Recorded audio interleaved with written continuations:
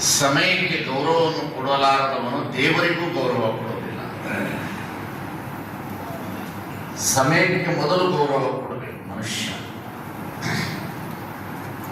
ಸಮಯ ಅನ್ನತಕ್ಕಂಥದ್ದು ಮನುಷ್ಯನಿಗೆ ಜೀವನದೊಳಗಡೆ ದೇವರು ಕೊಟ್ಟಿರ್ತಕ್ಕಂಥ ದೊಡ್ಡ ಕೊಡುಗೆ. ನಾವುಗಳೆಲ್ಲರೂ ಸಹ ಸಮಯದ ಕಲ್ಪನೆ ಮೇಲೆ ಹುಟ್ಟಿದ್ದೇವೆ. ಸಮಯದ ಕಲ್ಪನೆ ಮೇಲೆ ಈ ಜಗತ್ತು ಸೃಷ್ಟಿಯಾಗಿದೆ.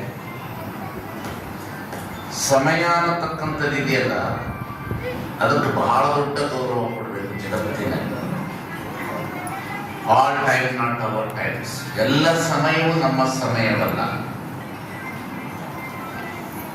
ನಾಳೆ ಅಂತ ಹೇಳಿದ್ರೆ ಅದು ಆಗೋದಿಲ್ಲ, ಇನ್ನೊಂದು ತಾಸು ಅಂದ್ರೂ ಆಗೋದಿಲ್ಲ.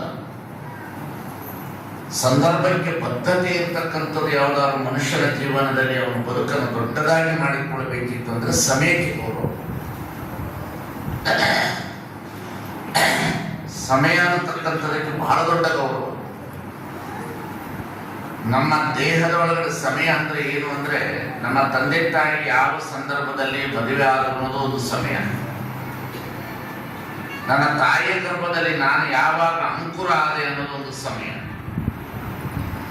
ನಾನು ಜನನ ಯಾವ ಸಂದರ್ಭಕ್ಕೆ ಆಯಿತು ಅನ್ನೋದೊಂದು ಸಮಯ.